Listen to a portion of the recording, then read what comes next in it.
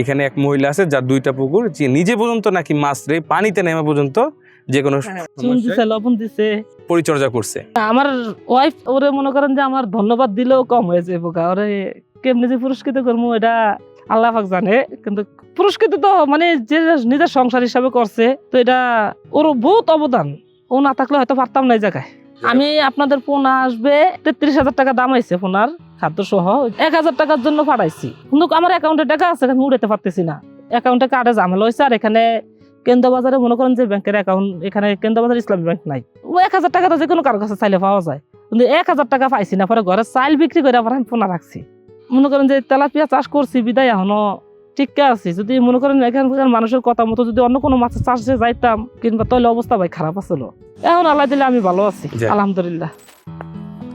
আসসালামু আলাইকুম বিলাল ভাই, ভালো আছেন? জি ভাইয়া, ভালো আছেন? এই তো ভাই আছি আলহামদুলিল্লাহ ভালো। কি করতেছিলেন ভাই? একটু দেখতেছি আর কি, সবগুলো মাটি শুকাইছে কিনা, কিরকম শুকাইছে, কি আসে বিষয়, এগুলো দেখতেছি আর কি, একটু পরিদর্শন করতেছি। আচ্ছা আচ্ছা, আপনি কি এই পুকুরে এসে তেলাপিয়া চাষ করতেন নাকি? হ্যাঁ, এটা আরেকটা আছে, 2টা পুকুরে। আচ্ছা, তাহলে মোটামুটি 2টা পুকুরে এসে তেলাপিয়া চাষ করে আপনি বিক্রি করে আলহামদুলিল্লাহ লাভবান হয়েছেন, তাই তো? জি ভাই, আলহামদুলিল্লাহ। আচ্ছা আচ্ছা, এই যে আপনি এসে তেলাপিয়া কোন চাষ পদ্ধতি ব্যবহার করে চাষ করলেন, কিভাবে আপনি লাভবান হইলেন, তো এই বিষয় সম্পর্কে একটু জানবো, সময় দেওয়া যাবে তো? হ্যাঁ ভাইয়া, দেওয়া যাবে, সমস্যা নেই। আচ্ছা চলেন তাহলে একটু কথা বলি। ঠিক আছে, বলেন। তো বিল্লাল ভাই, প্রথমে আপনাকে ধন্যবাদ জানাই, আপনার মূল্যবান সময় আমাদেরকে দিয়েছেন। ভালো আছেন ভাই? জি ভাই, আছি আলহামদুলিল্লাহ। আমরা তো বর্তমানে আপনার পুকুর পাড়ে বলতে পুকুরের মধ্যে আছি, যেহেতু আপনার পুকুর শুকাই ফেলেছে। হ্যাঁ, আপনার এই পুকুর সহ মোট কয়টি পুকুর আছে? 2টি। এই 2টি পুকুর মোট কত শতাংশের? পার সারা ভিতরে আছে 70%। আচ্ছা, এই 2টা কি আপনার নিজস্ব নাকি লিসে নিয়েছেন? না ভাই, আমি লিজে নিছি 3 বছরের জন্য। আচ্ছা, এই 3 বছরের জন্য লিসে নিতে আপনার কেমন টাকা খরচ পড়েছে? রাস্তা মেন রোডের সাথে কারণ আছে, সাইট আছে, এজন্য 2,80,000 টাকা দিয়ে নিছি 3 বছরের জন্য। এই যে আপনি মাছ চাষের জগতে কতদিন যাবত আছেন? আমি মাছ চাষের জগতে 1 বছর হয়েছে। মানে 2025 সালেই মাত্র আপনি মাছ চাষ করেছেন? মাছ চাষ করছি। এই যে আপনি প্রথম মাছটা চাষ করলেন, সেক্ষেত্রে আপনি কোন মাছটা দিয়ে শুরু করেছিলেন? আমি এসে তেলাপিয়া দিয়ে শুরু করছি। আচ্ছা, এসে তেলাপিয়াটা কি তেলাপিয়া, এটা কোন কোম্পানি? এটা Shakib agro company, monosex tilapia. আচ্ছা, এসে তেলাপিয়া তো আমি ভিডিওতে দেখছি, দেখা পরে ওখান থেকে অর্ডার দিছিলাম। আচ্ছা, দেওয়ার পরে ওটা দিয়ে চালু করছি। 2026 সালের এসে তেলাপিয়া পোনার দাম নির্ধারণ করা হয়েছে প্রতি পিস 1 টাকা 45 পয়সা করে। তাহলে আর দেরি কেন, আজই এসে তেলাপিয়া পোনার অর্ডার করুন এবং প্রায় 0% মৃত্যু হারে পোনা ডেলিভারি গ্রহণ করুন। আচ্ছা, এই যে 1 বছর যে আপনি মাছ চাষ করলেন, মাছ চাষ করে আপনার কি মনে হয়েছে? মাছ চাষে কি লাভ আছে না লস আছে? ভাই, মাছ চাষে কোনো লস নাই। আপনার পুষ্করণী লিজে নিছে, তাতে কি হয়েছে? যদি মনে করেন যে আমি যদি পুষ্করণী খালিও ফেলাইতে, তারপর বছরে কাছে কুছে লিজেরটা উঠে দেবো, কোনো লস নাই। যে বলে যে মাছ চাষে লস হয়, এটা একবারে বোকাস কথা। যদি বন্যায় যদি ভাঙে একবারে মাছ সব না নিয়ে যায়, আর যদি কোনো ভাইরাসে যদি সব মাছ মরে না যায়, তাহলে মাছ চাষে কোনো লস নাই। তাহলে আপনি প্রথমবার এসে তেলাপিয়া চাষ করে লাভবান হইছেন, জি, আপনার কথা থেকে আলহামদুলিল্লাহ, বোঝা যাচ্ছে। আলহামদুলিল্লাহ। আচ্ছা ভাই, এই যে মাছ চাষ সম্পর্কে তো আপনি কিছু জানতেন না। পুকুর কিভাবে রেডি করতে হবে, পুকুর প্রস্তুত করতে হবে, এবং কোন তেলাপিয়া চাষ করলে কি হবে, সেটা তো আপনার জন্য নতুন।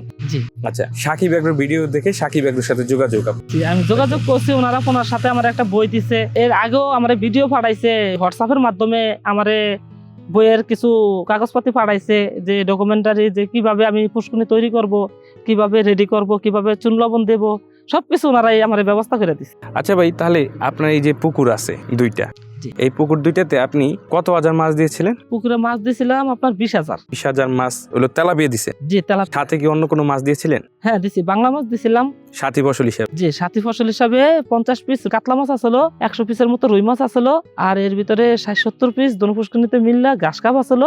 অর্থাৎ এসে তেলাপিয়া যেটা দিয়েছেন শতাংশে, তাহলে 250 পিসের মতো। 250 পিসের মতো পড়ছে। পাশাপাশি আপনি দিয়েছেন কি বাংলা মাছ, বাংলা মাছ সাথী ফসল হিসেবে সাথী ফসল হিসাবে 3 থেকে 4টা করে। জি।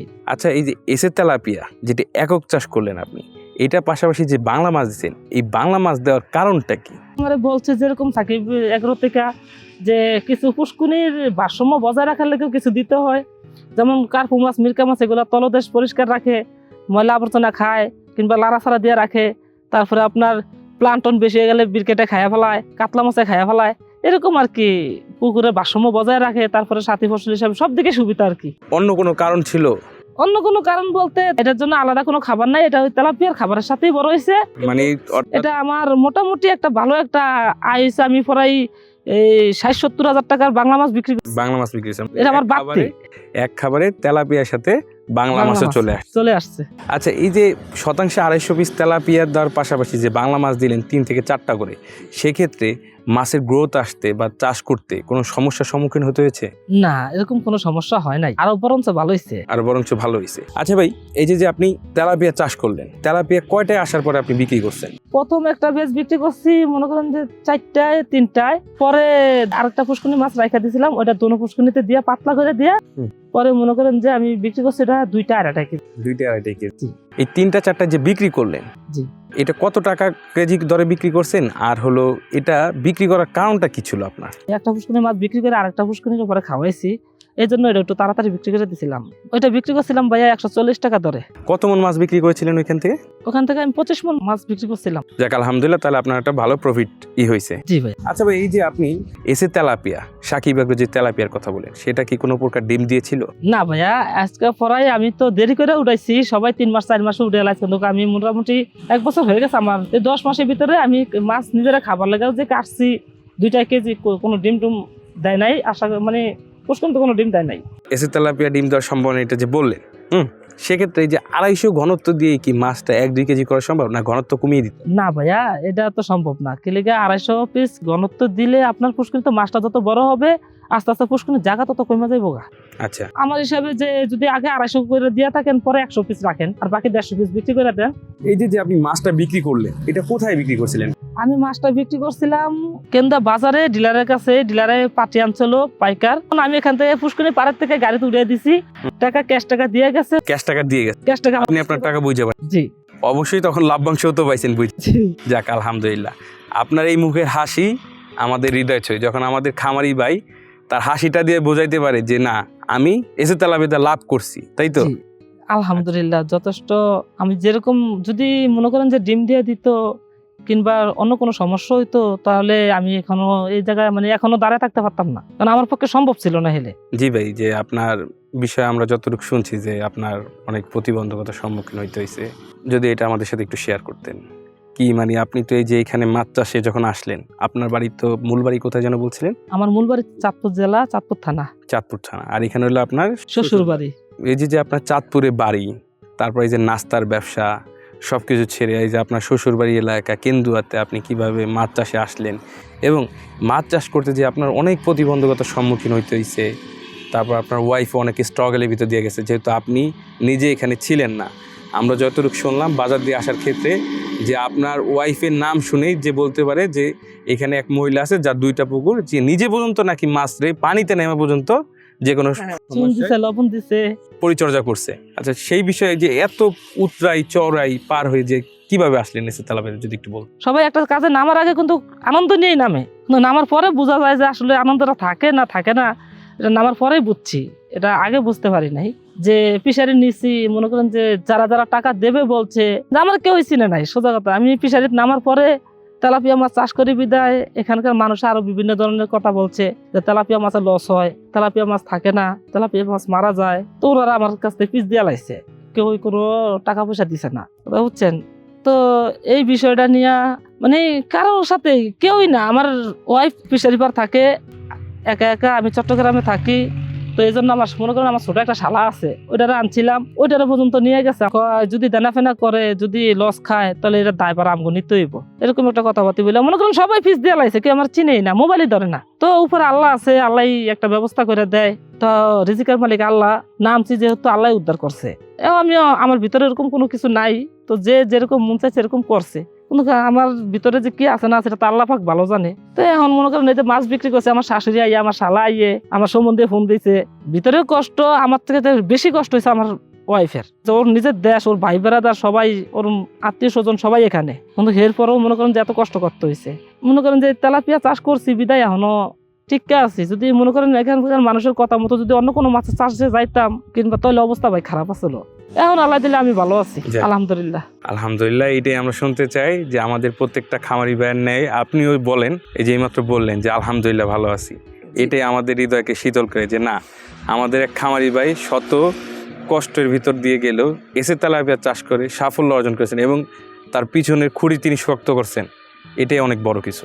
আমি আপনাদের পোনা আসবে 33,000 টাকা দাম হয়েছে পোনার খাদ্য সহ, 1,000 টাকার জন্য পাঠাইছি, কিন্তু আমার অ্যাকাউন্টে টাকা আছে, আমি উড়াতে পারতেছি না, অ্যাকাউন্টে কার্ডে ঝামেলা হয়েছে। আর এখানে কেন্দ্রবাজারে মনে করেন যে ব্যাংকের অ্যাকাউন্ট, এখানে কেন্দ্রবাজার ইসলামী ব্যাংক নাই। ও 1,000 টাকা তো যে কোনো কারোর কাছে চাইলে পাওয়া যায়, কিন্তু 1,000 টাকা পাইছি না, পরে ঘরে চাইল বিক্রি করে আবার আমি পোনা রাখছি। আচ্ছা, অর্থাৎ মানে খুব কষ্টের ভিতর দিয়ে আপনাদের যাইতে হয়েছে। সবচাইতে কষ্ট লাগছে এই ব্যাপারটা, যে ঘরের চাইল বিক্রি করে যাইয়া তারপরে আমি পোনার টাকা দিছি। ও এটার থেকে কষ্ট আর কিছু থাকে না। দেখো এইগুলা যাক। বিষয়। কান্দেন না, আল্লাহ যারে পরীক্ষায় ফেলে তারই আল্লাহ সফর করায়। যাক ভাই, বিপদে পড়লে সবকিছু বোঝা যায়, কি আপন কি পর। যাক, হাসেন, এবার হাসেন যে না, এক সময় আমার স্বজনরা আমাকে ছেড়ে গেছে এই ফিশারিসের কারণে। হ্যাঁ, ফিশারি নিচে আজকে এখন এই ফিশারিসের কারণেই আবার ফিরে আসতেছে, তো আপনার সাফল্য দেখেই তো ফিরে আসতেছে। জি আপনি কারো কাছ থেকে তো নত আন নাই, না, নিজের ঘরের চাল বিক্রি করে হইলো নিজেরটা নিজেই তো করছেন। আমি এখন আল্লাহর রহমতে এই বছর মাছ চাষ করবো, আমার কারো কাছে যাওয়া লাগতো না, আমি আল্লাহ আমার এই ব্যবস্থা করে দিছে।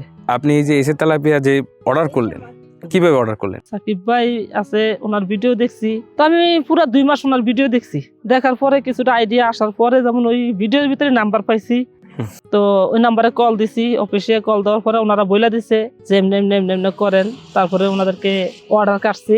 যখন আপনি অর্ডারটা করছেন মতো আপনার পুকুর অনুযায়ী তো তারা পোনা দিছে, নাকি হ্যাঁ, আপনি আমারে যেটা চাইছেন বলছে- সেটাই দিছে? না আমারে বলছে যে কতটুকু পুকুর আছে, তো আমি বলছিলাম উসুমকা 100% 10 কাঠা পুকুর, তো ওনারা বলছে 100% হলে তো আপনার পোনা লাগবে 30,000, 25,000 থেকে 30,000। 30,000। প্রথম 25,000 অর্ডার কাটছিলাম, পরে আবার 5,000 ক্যান্সেল করছি, পরে 20,000 পোনা আনছিলাম, আবার 20,000 পোনা আমার 21,000 পোনা দিছিল। মার্চ এবং এপ্রিল মাসের মধ্যে এসএ তেলাপিয়ার পোনা অর্ডার করলেই 2 জন সৌভাগ্যবান ব্যক্তি পাচ্ছেন পবিত্র উমরা হজ পালনের সুবর্ণ সুযোগ। আর লটারির লাইভ ড্র হবে 1 মে 2026। আচ্ছা, তারপর তো পুকুর প্রস্তুতি করতে হয়েছিল, জি মাস্টার ডেলিভারি যে হাতে পাইছেন জি তার আগে তো আপনার পুকুর প্রস্তুতি হ্যাঁ, আমি এর 1 মাস আগে পুকুর প্রস্তুতি করে দিয়ে দিছি। আচ্ছা, এই বিষয়ে সাকিব আগ্রহ আপনাকে কিভাবে হেল্প করছে? ওনার অর্ডার করার পরে ওনার তো কয়েকদিন পর পরই যোগাযোগ রাখছে, পুকুর কি অবস্থা, পুকুর রেডি করছি কিনা, ফোন দিয়া জিজ্ঞাসা করছে। তারপরে আমি পুকুর রেডি করে হোয়াটসঅ্যাপে আবার ভিডিও পাঠাইতাম যে ভাইয়া এরকম হয়েছে, কি করা যায়। তো ওনারা বলছে যে পুকুর ইসার পরে আমি চুন লবণ দিছি, পুষ্কনি পানি ছাড়ছি, আবার চুন দিছি, পানি ছাড়ার পরে চুন টুন দিয়া আবার লবণ দিছি, লবণ দেওয়ার পরে একটা প্রোবায়োটিক আছে ওনাদের, ওইটা 10 গ্রাম করে ব্যবহার করতে বলছে, ওইটা আইনা আমি নার্সারি পুকুরে আগে দিছিলাম। তো দেওয়ার পরে পানিটা কয়েকদিনের ভিতরে মোটামুটি একটা গাঢ় রং ধারণ করছে, খাদ্য হয়েছে, জুপ প্লান্টন হয়েছে। আচ্ছা, এই যে আপনি নার্সিং পুকুর করছিলেন, আপনার তো পুকুর দুইটাই বড় বড়, একেবারে ছোট না, নার্সিং এর জন্য তো না, একই পুকুরে মনে হয় নার্সিং করছিলেন? হ্যাঁ, এই পুকুরে নার্সিং করছিলাম। আচ্ছা, নার্সিং কি নেটিং করে করছিলেন? যে এই যে দাগগুলো, এই যে সরাসরি এই মাঝখান দিয়ে এমনি নেট দিয়ে দিছি। নেট দিয়ে আপনি কত শতাংশ জায়গায় একই পুকুরে ঘেরাও করছিলেন? 10%। তারপর এখানে নার্সিং করছেন, কতদিন নার্সিং করছেন? নার্সিং করছিলাম আমি 1 মাস। 1 মাস। কটা কেজি আসছিল তখন?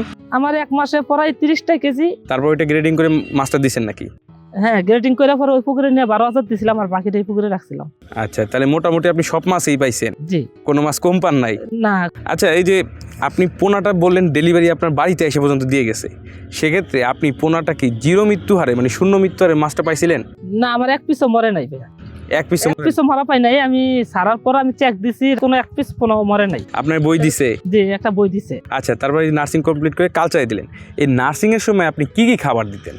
নার্সিং এর সময় খাবার দিছি আপনার, প্রথম তো পাউডার খাবার ওনাদের থেকে আনছিলাম, তারপরে 0.5 মিলি খাবারটা দিছিলাম, তারপরে আস্তে আস্তে এরকম 1 মিলি 2 মিলি মানে খাবার আস্তে আস্তে বাড়াইছে, আস্তে আস্তে বাড়াইছে। আর ওয়েটের সাথে, মানে বড় হওয়ার সাথে সাথে, তাই তো? জি, এই যে খাবারটা দিছেন, মাঝখানে তো আপনার একটা খাবারের ক্রাইসিস গেছে, ফাইন্যান্সিয়াল, জি তারপর আপনি সবকিছু উতরে চড়ে করে উঠতে পারছেন। যাক, মানে যে আপনি কতটা স্ট্রাগলের ভিতর দিয়ে গেছেন, বিশেষ করে আপনি তো দূরে ছিলেন, চট্টগ্রামে ছিলেন, আপনার ওয়াইফ তিনিও যে কত সুন্দরভাবে মেনটেন করে রাখছে, সেটা তো আমরা দেখলেই বুঝতে পারি যে আপনার খামারে শুধু যে যে মাছই কালচারে দিলেন এরকম না, মাছই চাষ করছেন এরকম না, চারদিকে কলা গাছ আছে, প্লাস আপনার ওই যে লাউ গাছ আছে, পেঁপে গাছ আছে, মানে মোটামুটি ফিশারিজটা কে কি বললো এটা জানা না, সবাই যেন উত্তম জবাব দিতে পারেন সেভাবে নিজের সাজাই তুলতে পারেন। দিছি ভাই, দিছেন অলরেডি দিছি ভাই। আচ্ছা আচ্ছা, আরো সুন্দরভাবে সাজাই গুছিয়ে ওঠেন। অবশ্যই এখানে ভাবির প্রচুর অবদান আছে, জি চিরকাল থাকবে।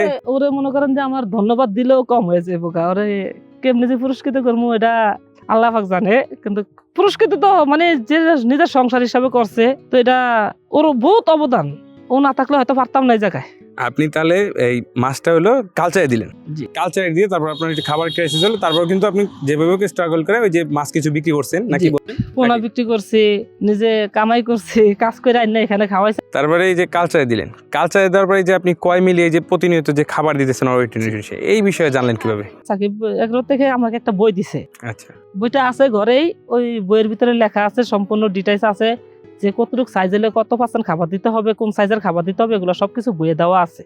আমি ওগুলো দেখে দেখেই পরে যে বাজার থেকে খাদ্য আনছি। আচ্ছা আচ্ছা আচ্ছা, যাক ভালো, মানে বই অনুসারে খাবার দিচ্ছেন। জি। আচ্ছা এই যে ভাই আপনি কিছুক্ষণ আগে একটা কথা বললেন যে প্রোবায়োটিক, জি প্রোবায়োটিকটা কি? মানে যে পুকুরে প্লাংটন সাকিব এগ্রো থেকে নাকি আনছেন আপনি বলেন? জি, ওটা আমি সাকিব এগ্রো থেকে একটা প্রোবায়োটিক আনছি। ওই প্রোবায়োটিকটা যতদিন ব্যবহার করছি আমার কোনো সমস্যা দেখা দেয় নাই ভাই। যে কিছুদিন আগেও মাছটা বিক্রি করার 3-4 দিন আগেও আমার পানিটা হঠাৎ করে কালো হয়ে গেছে গা, একবারে কালো রং, মানে লিপস্টিকের মতো লাল হয়ে হঠাৎ করে কালো হয়ে গেছে গা। তো একটা ডাক্তার আসছিল, আইসা বললো যে 15,000 টাকার ওষুধ দিয়ে গেছে। তো আমি এটা আর খাওয়াইছি না, এটা না খাওয়াই সাকিব এগ্রোর ফোন দিছি, ভাইয়া কি করা যায়। আমি ভিডিও পাঠাইছি, দেখছে, পানির রং দেখছে, দেখা ওনারা একটা সিদ্ধান্ত দিল যে আপনি কাজ করেন, ইমার্জেন্সি লবণ দেন, লবণ দিয়ে চুন লবণ করেন। পরে চুন ভিজে চুন দিছি, চুন দেওয়ার পরে লবণ দিছি, আবার পরে মোটামুটি একটা ঠিক হয়ে গেছে গা।